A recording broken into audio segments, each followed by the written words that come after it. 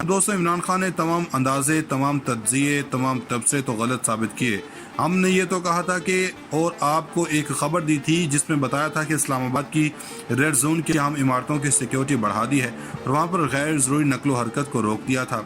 कुछ अहम फैसले होने हैं और आज जैसे ही इलेक्शन का रिजल्ट आ गया था तो उसके बाद सूरत हाल वाज़ेह हो गई थी। अगले 24 से 48 घंटे अहम हैं। लाहौर में अहम इजलास हुआ जिसमें नून लीग की लीडरशिप सर जोड़कर बैठी रही, जिसके बाद नून लीग का फैसला सामने आ गया। इमरान खान का भी फैसला आया, लेकिन सबसे पहली खबर मुल्क में होने वाले आम इंतखाबात की बात है।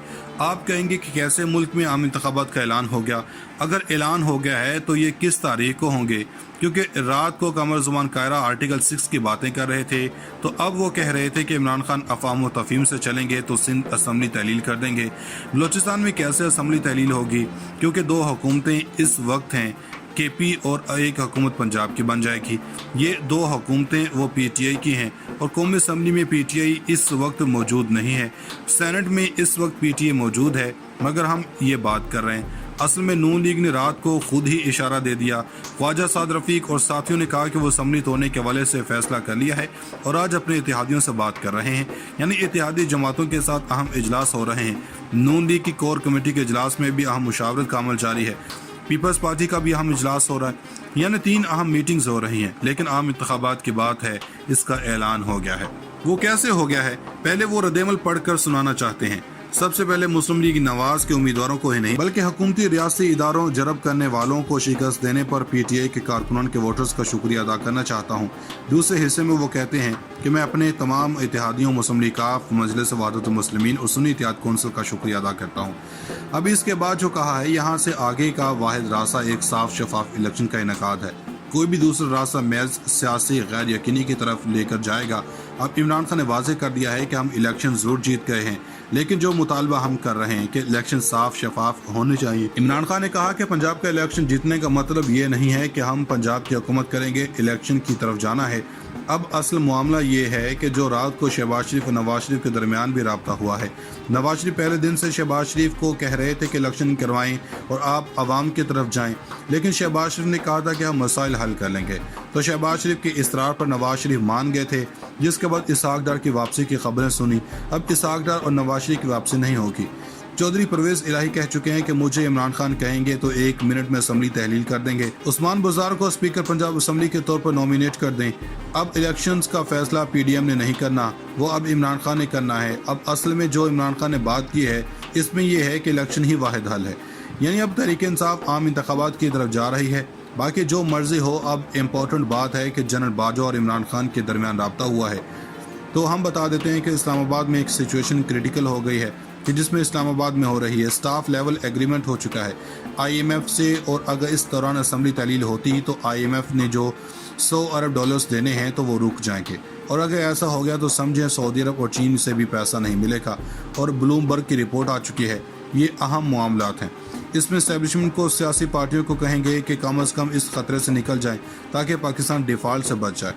अब शहबाज शरीफ की तमाम मीटिंग्स कैंसिल कर दी गई हैं, सामान पैक कर दिया गया है। आज सुबह की मीटिंग्स कैंसिल हो चुकी हैं। अब ज़ाहिरी बात है, इन्होंने वज़ीर-ए-आज़म हाउस से जाना है। होना तो ये चाहिए था कि हमजा शहबाज को इस्तीफ़ा देना चाहिए था, मगर सबको पता है कि वो नहीं मानेंगे। सारा इल्ज़ाम मरीम नवाज पर आ गया। इस पूरी कैंपेन में नून लीग को लीड कर रही थी और कहती थी कि मैं इमरान खान का सामना करने के लिए अकेली ही काफ़ी हूँ। मरीम नवाज ने अब तक 3 बड़ी कैंपेन को लीड किया है और उन तीनों कैंपेन में इन्हें नाकामी का सामना करना पड़ा है। गिलगित-बल्तिस्तान में की वहाँ की नाकामी, आज़ाद कश्मीर में कैंपेन की बुरी शिकस्त से 2-4 हुई।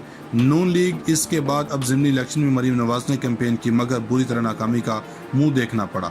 नून लीग के लोग कह रहे थे कि मरीम नवाज ने जहां जहां पर जलसे किए वहां पर नून लीग को शिकस्त का सामना करना पड़ा है, जिसका मतलब है मरीम बीबी जहां पर हाथ डाला वो घाटे का सौदा है।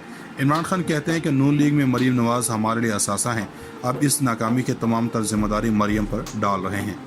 नाज़रीन इकराम, पाकिस्तान अपनी तारीख के नाजुक दौर और मोड़ से गुजर रहा है। अगर आप समझते हैं कि पाकिस्तान के अंदर जो हुकूमत की तब्दीली हुई है, जो बगैर किसी वजह से हुई है, तो जो तब्दील करने वाले हैं और इनको हत्ता कि यह भी पता नहीं था कि वे क्यों कर रहे हैं, क्योंकि इनसे तो कहा गया कि हुकूमत तब्दील कर दें। अब इनके माई बाप कहें तो तब्दील तो होनी ही थी। हम आपको थोड़ा सा एक तारीखी हवाला देकर एक खबर की तरफ लेकर जाएंगे कि पाकिस्तान के बॉर्डर के ऊपर होने क्या वाला है और इस वक्त तैयारियाँ क्या चल रही हैं। ہم انڈیا کے متعلق کوئی خبر نہیں دینے والے، یہ ضرور جان لیں۔ پاکستان کے اندر حکومت کی تبدیلی ہوئی ہے جو غیر سیاسی طریقہ تھا یا وقت سے پہلے ایک تگڑی حکومت ہو، اس کو ہٹایا گیا اور اس کے ہٹانے کے بعد کوئی نہ کوئی اس خطے کے اندر بڑا تماشا لگا۔ اس بار فرق یہ ہے کہ عمران خان نے براہ راست الزام امریکہ پر لگا دیا، ان کا نام لیا اور باقاعدہ ثبوت سامنے رکھ دیے۔ ماضی میں بھی ایسا ہوتا رہا۔ ہم ذوالفقار بھٹو سے شروع کرتے ہیں۔ جب ان کی حکومت گرائی گئی تو اس کے بعد یہاں سے امریکی سفیر نے جو اپنی دارالحکومت پیغام بھیجا تھا پارٹی از اوور، اور بعد میں مان لیا گیا کہ بھٹو کی حکومت امریکی ایما پر گرائی گئی تھی، اور اس سے پہلے ہنری کسنجر نے ان کو دھمکی دی تھی کہ ہم تمہیں نشان عبرت بنا دیں گے، اور بھٹو کے 2-3 ایسے قصور تھے جو عمران خان سے ملتے جلتے تھے۔ پہلا ایٹمی پروگرام، دوسرے نمبر پر اسلامی دنیا کے ایک بلاک بنانا جو لاہور کے اندر اس وقت کانفرنس کروائی تھی۔ عمران خان نے بھی کچھ ایسے قصور کیے ہیں جس میں انہوں نے آزاد خارجہ پالیسی کی بات کی ہے۔ دوسرے نمبر پر اسلام آباد کے اندر بیٹھا کر مسلمان ممالک کو افغانستان کے لیے کہا۔ بھٹو کے اقدام کے بعد سوویت یونین کا ڈرامہ رچا کر جنرل ضیاء الحق نے فوری طور پر امریکہ کا ساتھ دیتے ہوئے افغان جنگ کا حصہ بن گئے۔